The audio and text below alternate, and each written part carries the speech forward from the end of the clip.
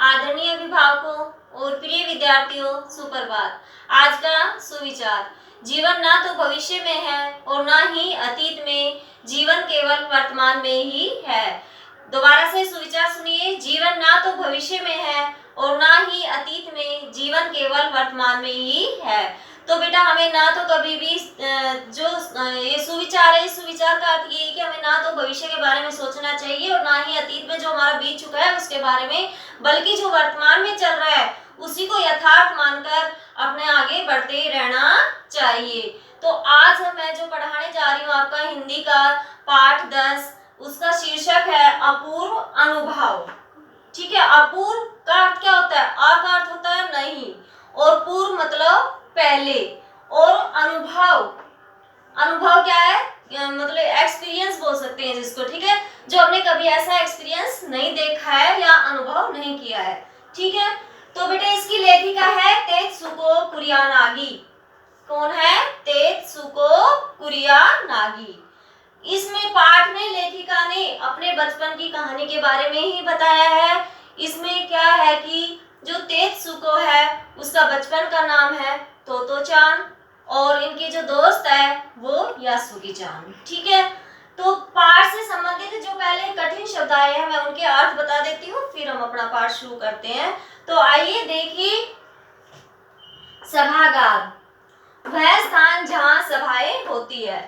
भेद, रहस्य। न्योता, निमंत्रण। द्विशाखा, दो टहनियां। स्थिर, ठहरा हुआ। उत्तेजित, उत्साहित। पोलियो, एक ऐसी बीमारी जिसमें हाथ पैर टेढ़े मेढ़े हो जाते हैं। ठिठियाकर हंसना, खुलकर हंसना। नाजुक, कोमल। हताशा, निराशा। तिपाई, तीन पायों वाली। रमना, रुचि लेना। जोखिम, खतरा। लुभावनी, अच्छी लगने वाली। तो बेटा मैं पाठ शुरू करने से पहले थोड़ा सा इसके बारे में बता देती हूँ कि जो तेत्सुको कुरियानागी है उनका जो स्कूल है एक अलग तरह का स्कूल है। हमारा स्कूल कैसा होता है कि जैसे कि एक चार दीवारी होती है, रूम्स, क्लासरूम्स होते हैं, गेट भी होता है, लेकिन जो तेत्सुको है उनका जो स्कूल है वो इस तरह का नहीं है। और हमारे जैसे पढ़ाई होती है पीरियड के अकॉर्डिंग होती है, जैसे फर्स्ट पीरियड हमारा हिंदी हो गया, सेकंड मैथ्स हो गया, इस तरह से चलता है। ठीक है, लेकिन जो तेत्सुको है और उसके जो बचपन का नाम है तोतो-चान, इनका क्या है कि बेटा इनका जो स्कूल है वो किस तरह का स्कूल है, वो क्या है कि पुराने रेल के डब्बे हैं। क्या है? पुराने रेल के डब्बे हैं, और उनका जो गेट का काम कर रहा है वो बड़े बड़े मोटे मोटे पेड़ हैं। ठीक है, उस स्कूल का जो काम कर, गेट का जो काम करता है वो बड़े बड़े इनके पेड़ लगे हुए हैं। तो बेटा इसमें क्या है कि इनका जो स्कूल है इनकी अपनी मर्जी होती है, चाहे वो मैथ पढ़े पहले, इन बच्चों की जो मर्जी होती है वो ही पढ़ाया जाता है। हमारा तो क्या है कि टाइम टेबल बना दिया जाता है कि हमें ये पहले ये पढ़ना है, लेकिन इनका कोई टाइम टेबल नहीं होता है, जो बच्चे कहते हैं वो ही पढ़ाया जाता है। अगर उनके मन में मैथ्स पढ़ने की इच्छा तो मैथ्स पढ़ेंगे, हिंदी पढ़ने की इच्छा तो हिंदी पढ़ेंगे। इस तरह से इनके स्कूल में पढ़ाया जाता था। ठीक है बेटा, तो जो तोतो-चान है उनकी एक सहेली है यासुगी-चान। यासुगी-चान क्या है कि उनका क्या है, उनको पीलिया है, मतलब उनके जो एक हाथ और पैर काम नहीं करते हैं। ठीक है, पीलियो की मैंने बताई है बेटा, यहाँ पे जो पोलियो, मैंने पीलिया बोल दिया, सॉरी पोलियो, जिसमें एक ऐसी बीमारी जिसमें हाथ पैर टेढ़े मेढ़े हो जाते हैं।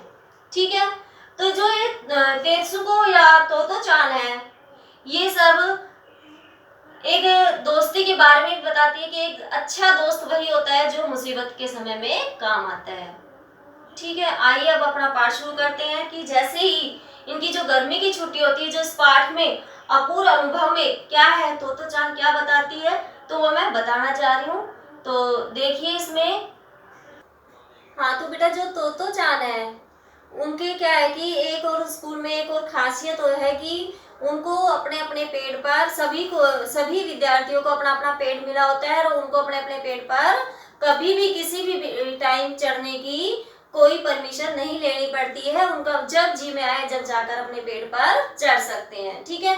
और लेकिन जब दूसरा विद्यार्थी किसी दूसरे के पेड़ पर चढ़ने के लिए आते हैं तो उनको पहले क्या है कि झुककर परमिशन लेनी पड़ती है कि मैं क्या आपके पेड़ पर आ सकता हूँ या चढ़ सकता हूँ। अगर वह दूसरा विद्यार्थी उसको परमिशन देता है तो ही वह उसके पेड़ पर चढ़ सकता है। तो यहाँ तोतो चान का जो पेड़ था वो कोहोन बुत्सु जाने वाली सड़क के पास था, ठीक है। कोहोन बुत्सु सड़क जा रही थी, वहां उसके पास उनका तोतो चान का पेड़ था। वो पेड़ बहुत ही ऊंचा था, लंबा था और उसके एक 6 फीट की दूरी पर एक मोटी शाखा थी जिस पर बैठकर ऐसे लगता था जैसे कि वो झूले पर बैठी हो।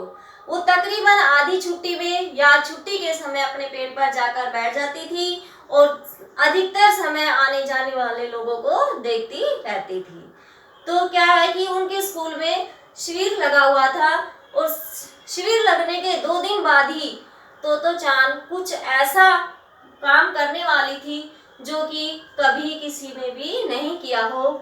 जिस एक तरह से जो हमारा ये शीर्षक है अपूर्व अनुभव, एक ऐसा अनुभव जिसने उसने कभी भी ऐसा अनुभव नहीं किया हो या ऐसा एक्सपीरियंस कभी भी नहीं किया हो। तो वो क्या था, जैसे ही शिविर के 2 दिन बाद वह तोतो चान उसकी जो दोस्त थी यासुकी चान, उसको पोलिया था, ये मैं बता चुकी हूँ। पोलिया एक ऐसी बीमारी है बेटा जिसमें हाथ पैर काम नहीं करते हैं, टेढ़े मेढ़े हो जाते हैं। तो वो उसको अपने पेड़ पर आमंत्रित करती है, अपने पेड़ पर चढ़ने के लिए कहती है। तो तोतो चान अपने घर पर किसी को भी नहीं बताती है, बल्कि जब वो तैयार होकर अपने जूतों की लेस बांध रही होती है तो वो उसकी माँ पूछती है तो वो कहती है कि मैं यासुकी चान के घर डेनन चोफू जा रही हूँ, ठीक है। लेकिन क्या है कि तोतो चान जाने से पहले सच बता देना चाहती है।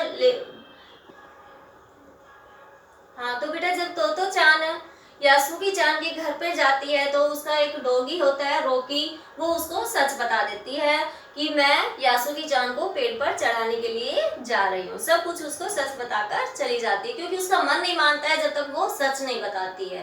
तो वो जैसे ही उसके पास जाती है, यासुकी चान के पास पहुंचती है तो वो बहुत ही खुश हो जाता है और खुशी के मारे वो दौड़कर तोतो चान के पास आ जाता है और वो दौड़कर अपने पेड़ के पास चले जाते हैं दोनों। तो तोतो चान दौड़कर जो चौकीदार है उसकी झोपड़ी से सीढ़ी खींचकर लाती है और सीढ़ी खींचकर लाकर अपने पेड़ के पास लगा देती है, टांग देती है और फिर यासुकी चान को कहती है कि इस पर धीरे धीरे चढ़ो। लेकिन वो कोशिश करता है, वो क्या है कि यासुकी चान उस पेड़ पर चढ़ नहीं पाता है, बहुत ज्यादा कोशिश भी करता है, कोशिश करने के बाद भी नहीं चढ़ पाता है। तो चान अलग अलग तरीके से मुंह बनाती है और उसको हंसाती भी है। उसकी कोशिश नाकामयाब होती है तो क्योंकि वो बेचारा दुखी हो जाता है और उसको खुश करने के लिए वो अलग अलग मुंह बनाकर उसको हंसाने का प्रयास करती है। फिर क्या है कि उसको फिर एक नजर पड़ती है कि दूसरी सीढ़ी पर जो तीपाई वाली होती है, 3 पैरों वाली होती है, तो वो दौड़ी दौड़ी जाती है और उस तीपाई वाली सीढ़ी को खींचकर लाती है, जो कि बहुत ही ज्यादा भारी भरकम है, लेकिन वो उसको खींच लाती है जैसे तैसे करके। ये वो कहती है कि पता नहीं कहाँ से एक तरह से उसके अंदर ऐसी इतनी शक्ति आ जाती है जो उस सीढ़ी को खींचकर ले आती है पेड़ के पास।